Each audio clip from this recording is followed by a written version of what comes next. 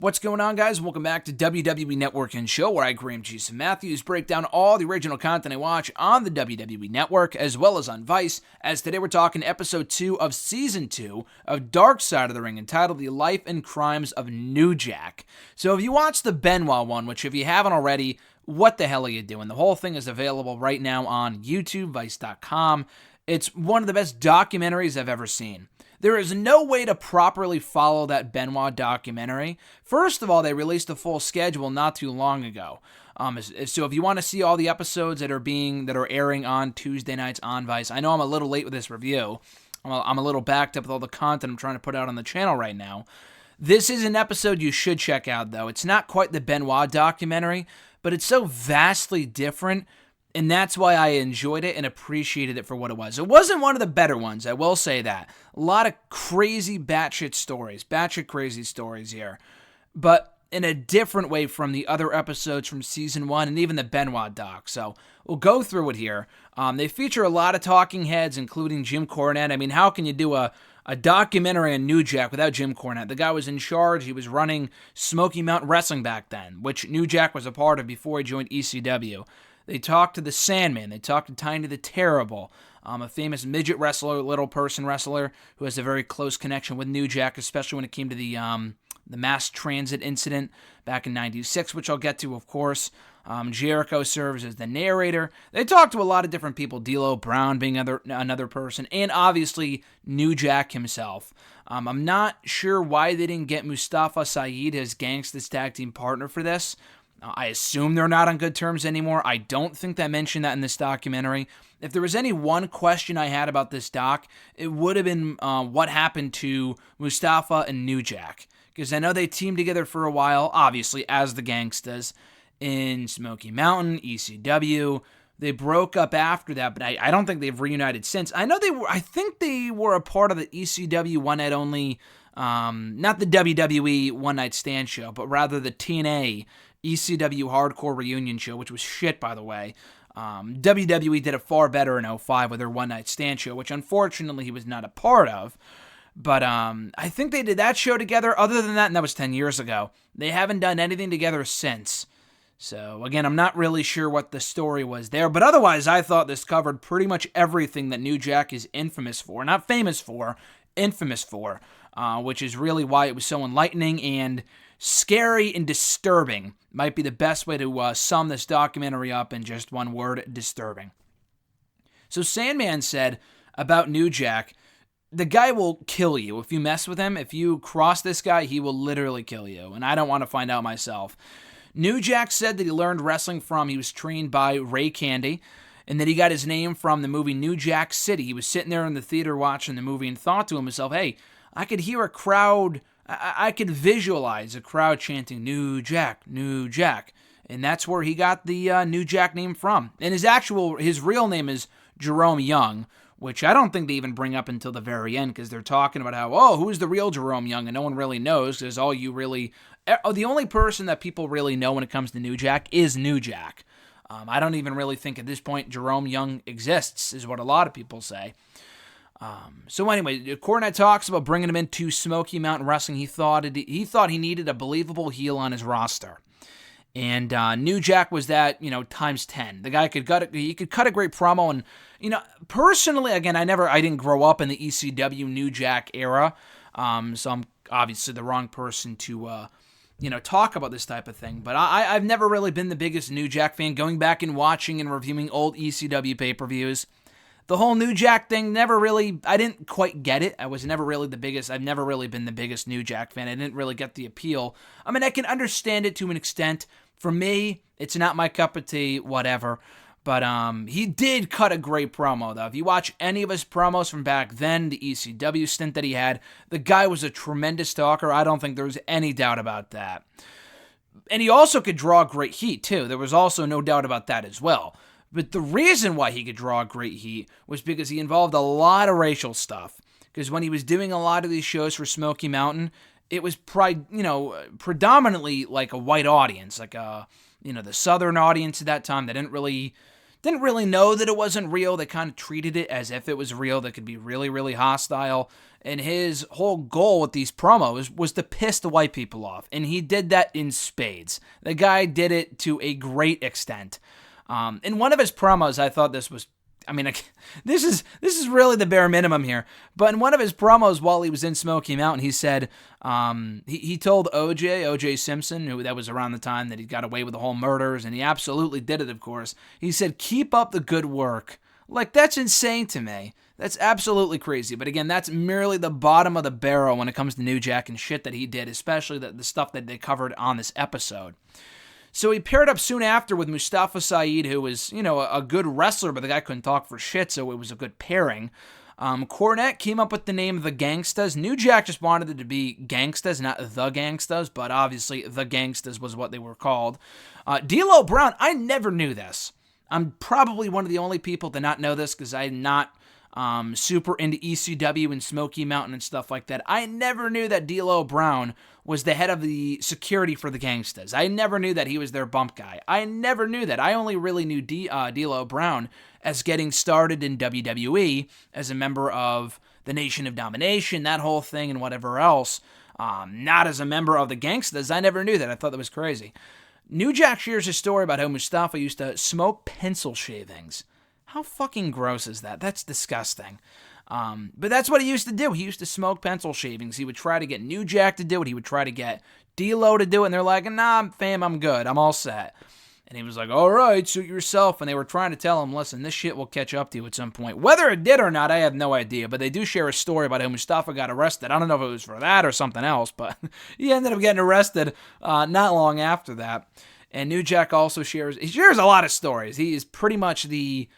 I don't want to say the hero, but they kind of make him out to be like the protagonist in this story. Because unlike the Fabulous Moolah one, a lot of the people that cover are dead. Macho Man, Fabulous Moolah, the Von Erichs, Benoit, Bruiser Brody, a lot of these people are dead.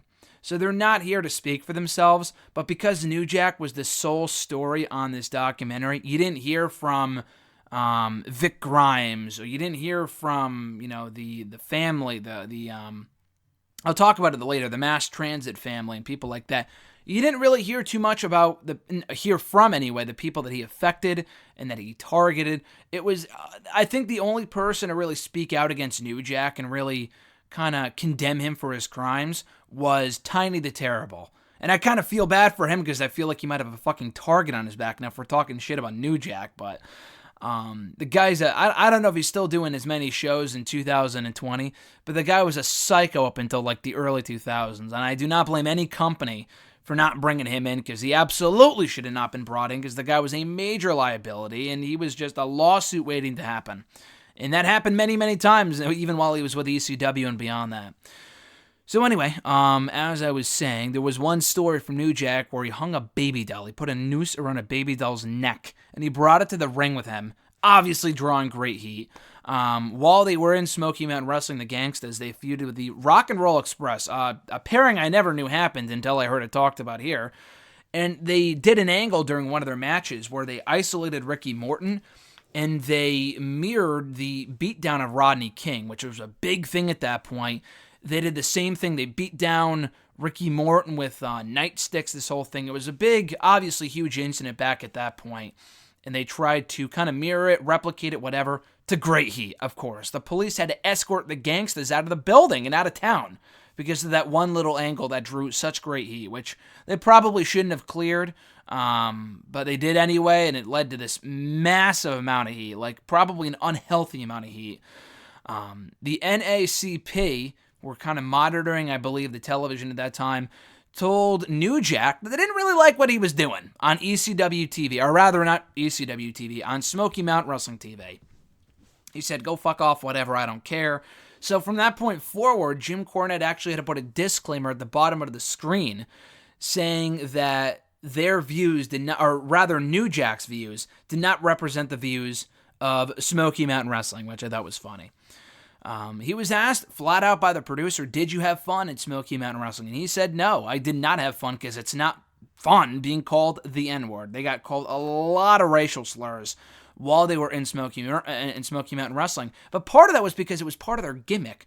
I mean, I don't know if it was his idea or Cornette's idea or a mixture of both, but they were being told to go out there and it was part of their job description because they were heels to go out there and be called racial slurs. They were doing their job amazingly well, but when you really realize what that job entailed and the stuff they were getting in return, I mean, being a heel, not that it's not easy, that's a whole other discussion, but when it comes to kind of being hated on, nowadays it's different than being hated on 20 years ago, 25 years ago, especially at this point, and at that, this place in the country, at this, specific location, where they're just being...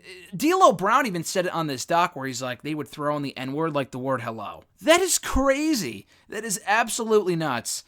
There was like one story that New Jack told about this kid that ran up to him and like grabbed his hand and he's like, "What are you doing, kid?" And the kid goes, "I wanted to see if the black would rub off like my dad told me it would." Like, dude, the racism at this point is unbelievable. Of course, it exists to a certain extent. It's still out there. It will never not be out there, I don't think. But it's definitely, I mean, again, I live up here in the Northeast. It's much different, probably up here than it is down south. But that's where they were doing these shows, and it was super bad at this point. At this point in time, at this place in the country, it was terrible. So you had to endure a lot of racism, a lot of racist remarks while he was with Smoky Mountain. And in the years that followed at various, indie shows and stuff like that, not just at Smoky Mountain, even at indie shows that he would wrestle in front of like 20 people, he still got called the N-word, which is absolutely disgusting.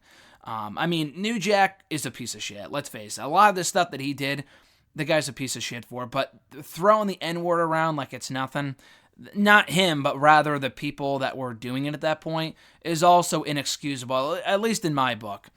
So the Gangstas from Smoky Mountain, they left there on bad terms, Cornette said. They didn't really explain what those bad terms were, but they left there to go to ECW.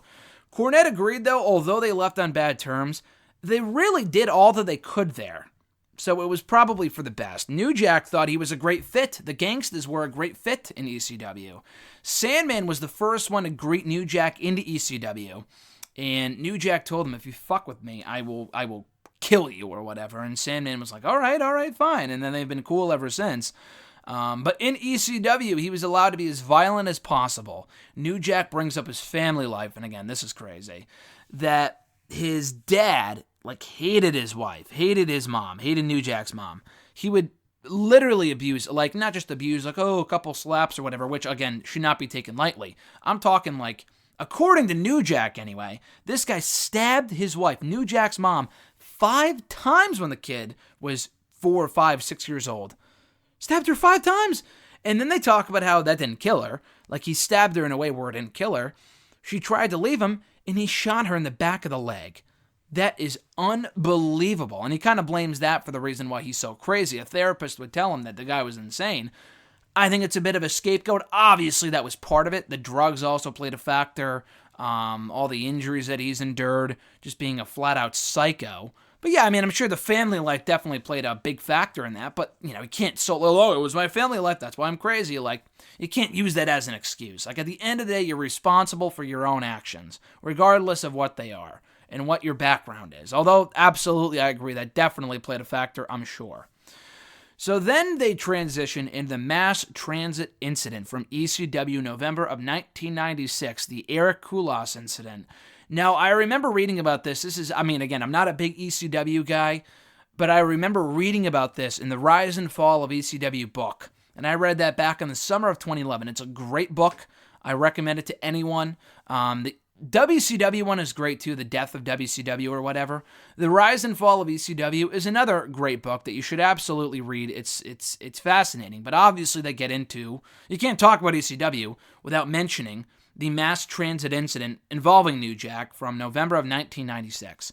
So this kid was a wrestler. He was an indie wrestler, did a lot of local shows, far from this indie star, but he did a lot of local shows. He was 17, but he claimed to be 21. So that's an issue right there. The kid should not have done that.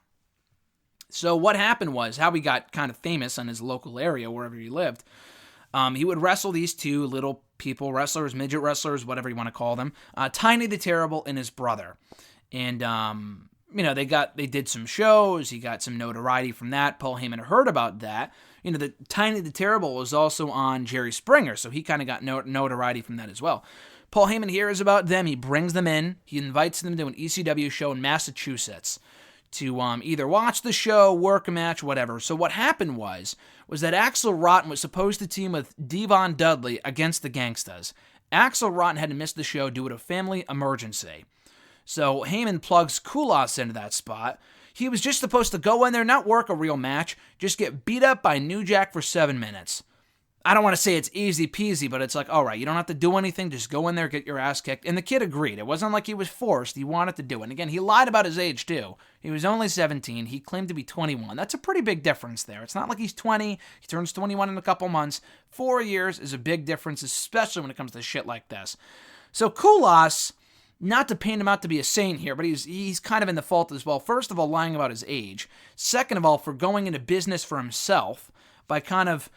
So I don't know if Tiny the Terrible and his brother were supposed to be a part of it, but Koulos solely wanted to do the match, not have them involved. Tiny the Terrible tells this story about how, Koulos really wanted to, take the spotlight for himself and not have them be a part of it. Probably worked out for the best because they would have been hurt too. But Koulos was kind of being a piece of shit about it. Not as much as New Jack, but, he was partially to blame. So what happened was that Koulos was supposed to be there just to get beat up, like I said. But he said that he wanted to have a competitive match with New Jack, and that pissed New Jack off. And New Jack said, what I do to this kid, people are going to be talking about for years. And hey, it's 2020. This happened in 96, almost, 25 years ago, 24 years ago. We're still talking about it today. He was not wrong, for better or for worse. So New Jack, after this kid disrespected him, because he was like, oh, I want to get some offense in, blah, blah, blah. New Jack was pissed about this, as you would see as a recurring theme throughout this episode.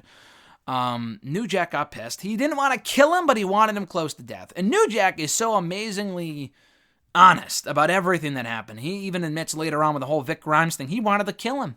How he could get away with saying that he wanted to kill the guy and then he literally attempted to murder him and not, maybe because it's been so long, I don't know how that shit works, but I just thought that was crazy. So his honesty, if nothing else, is refreshing, I guess. He's not denying the accusations. He flat out admits that he didn't want to kill Koulos, but he wanted him close to death. Those were his words. So anyway, what happened was, Koulos wanted color, and they go over the whole process about, bleeding and cutting yourself open the hard way, or doing it with a packet, or whatever. So New Jack, instead of using like an X-Acto knife or something small, which you're supposed to use, he used a surgeon's scalpel to chop this kid open right above the forehead. He didn't bleed the first time, ended up getting him to bleed, drew a deeper cut. Ugh, absolutely disgusting. I could not even watch this when Alexis and I were watching it. It was so gross. The dad, you can hear him. We see the whole footage. I don't think I've seen the footage before. Maybe I have, maybe I haven't. I don't remember. But they replay the footage here. And the footage is nasty. And you can hear the dad going, that's my kid. He's only fucking 17. Stop, stop, stop. And the guy's screaming at the top of his lungs for New Jack to stop. He didn't. New Jack grabs the mic. If anything, he kept going. And he goes, I hope this kid bleeds to death. And the crowd, like the savages they are, just cheer this shit. Koulos, while he gets on the stretcher, flips the double bird to everyone in the arena, New Jack, whatever. So he kind of gives, it's like the whole Mick Foley thing where the whole thumbs up when he's on the stretcher. So it was his way of saying that I'm okay, even though he absolutely was not.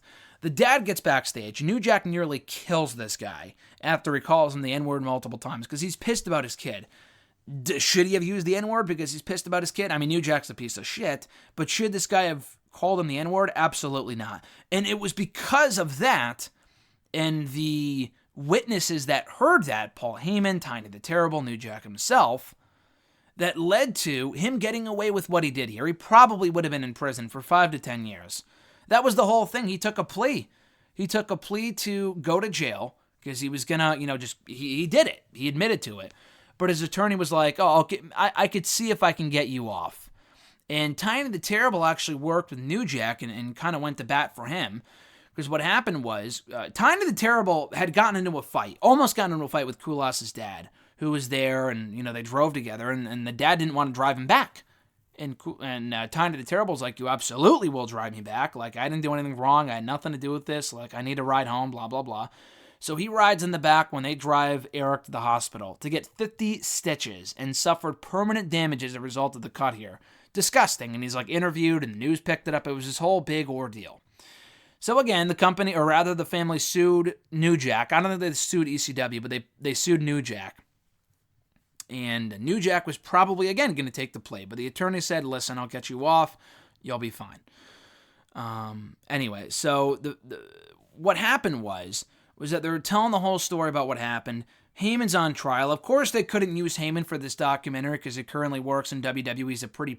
He's a pretty important person in WWE right now. He couldn't be in there, and because he kind of went to bat for New Jack, and he kind of saved his ass. So I'm not exactly sure if people would look at that like, oh, Heyman's a piece of shit, blah blah blah. Especially if he was a part of it. So what happened was Heyman gets on the stand, whatever, and he's talking about what happened, and he mentions how the dad told.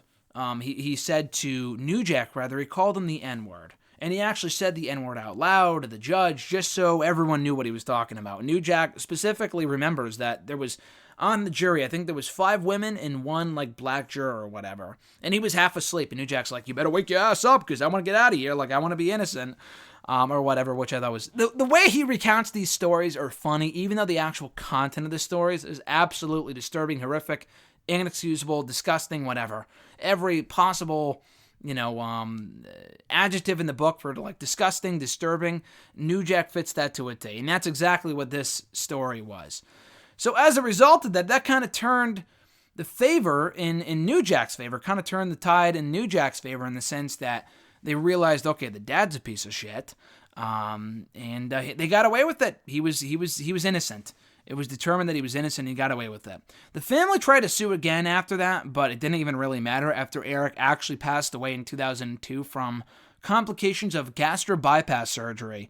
New Jack does not feel bad at all, whatsoever. He was like, okay, the kid had it coming.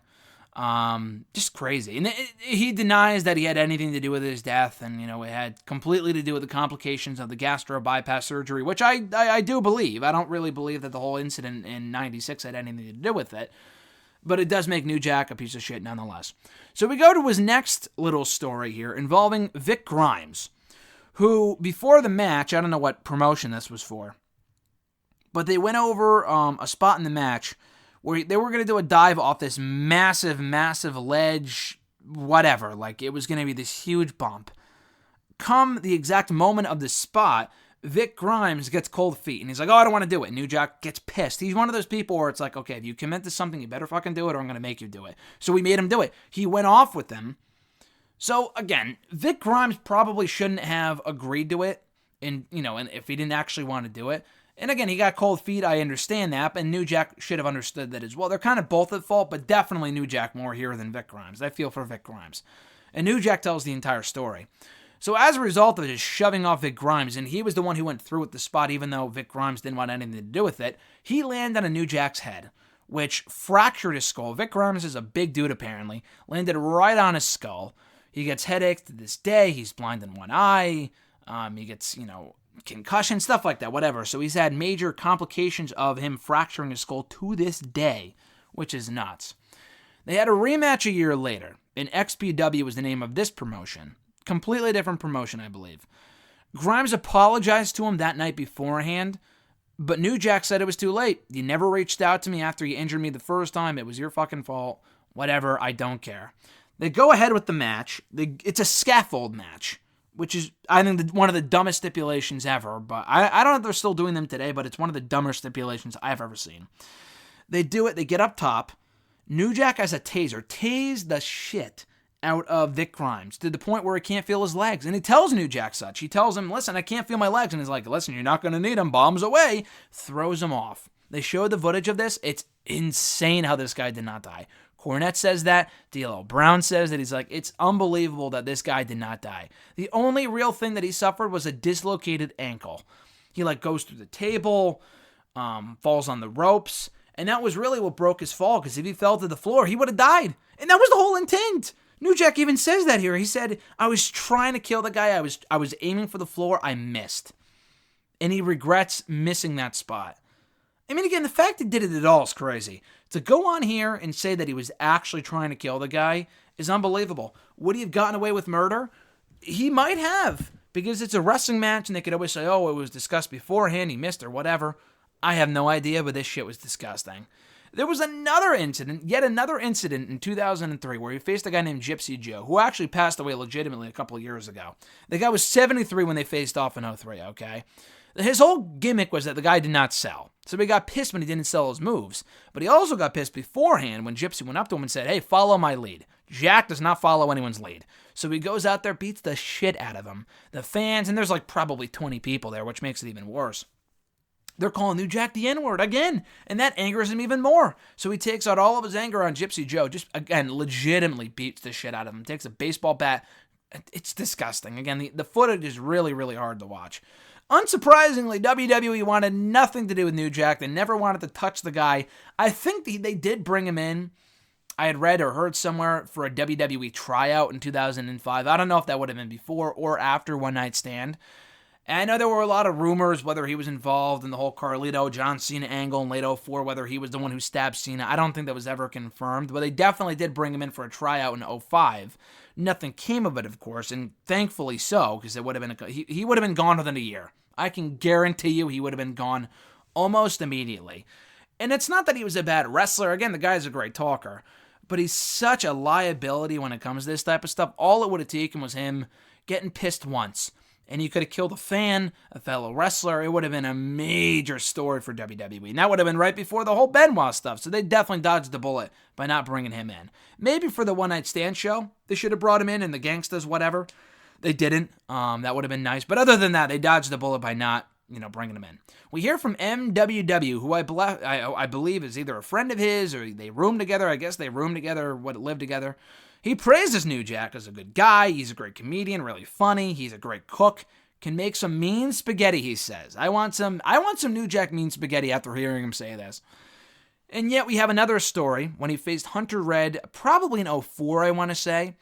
New Jack wanted to call it in the ring.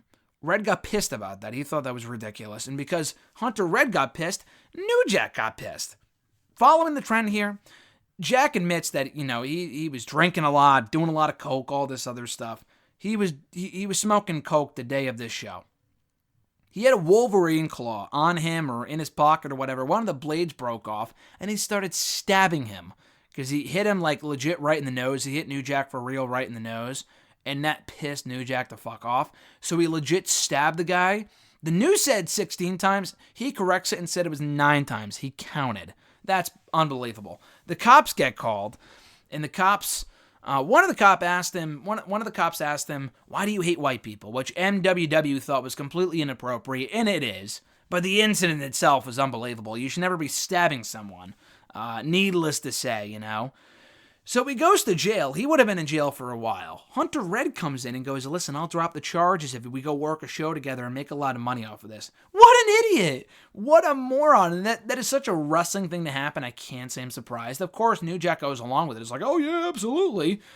And then he drops the charges and that's it. He completely ghosted Hunter Red. He never saw him again. Unbelievable. And he was like, yeah, I'll do a show with you. Never did the show. Never talked to him again. Hasn't talked to him since. What an idiot. And they talk about how, no one really knows who the real Jerome Young is, and Tiny Tim goes off on him. He's really the only one out of everyone on this documentary. Whether it's D'Lo, Jim Cornette, Sandman, Tiny the Terrible was really the only one who went off on New Jack for being a piece of shit. Because he is, and I completely agree. And he was the only one who was like, wow, fuck this guy. He shouldn't have done that. He went too far. The Koulas family was asked to be a part of this, and they denied to comment because I guess they're still traumatized by their son dying in the whole incident from 20 years earlier, which is understandable, but that's just crazy. And he's asked one final question before they close it out.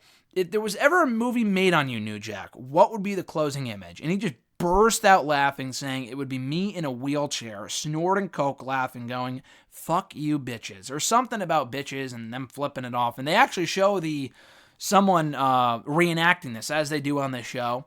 It was a great and fitting way to close out what it was a wild episode of Dark Side of the Ring. This was unbelievable. Unbelievable. These stories have to be heard to be believed.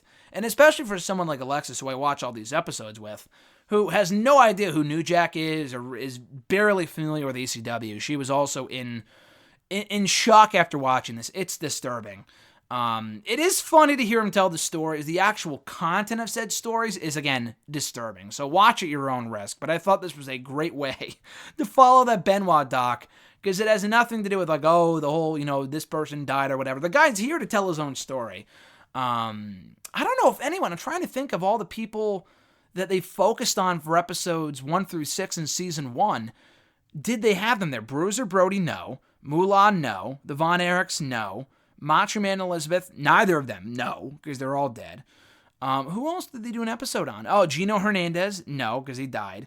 And then let me see, let me look back at my notes. Who was the other one they did an episode on that is no longer, like, is he around? The Montreal Screwjob. Okay, they did. Okay, they're around. They're alive to talk about it. And Bret Hart was. Shawn Michaels wasn't a part of it for obvious reasons because he's in WWE right now, but Bret Hart is not. I think he might be signed to a Legends deal or whatever. I assume no, because he did appear for AEW last year. Then he was at SummerSlam like 3 months later. But anyway, yeah, so that was it. Anyway, I thought this was very refreshing to have the actual subject of the person on this show. The next episode covers Brawl for All, so my review of that episode should be up shortly. But yeah, definitely watch this one. It's crazy. I know I'm a couple of weeks late on this, but it's needs to be heard to be believed. These stories need to be heard to be believed. That's how crazy they are. So be sure to like this video, drop a comment, share the video, and subscribe to the channel for more content, especially the Dark Side of the Ring reviews. Everyone up to this point has been broken down here on the channel. Check them out in that playlist on my channel. Other than that, guys, have a great one. Enjoy the rest of your week, weekend, whatever it might be. I'm Graham G. Matthews, and I'll catch your ass down the road.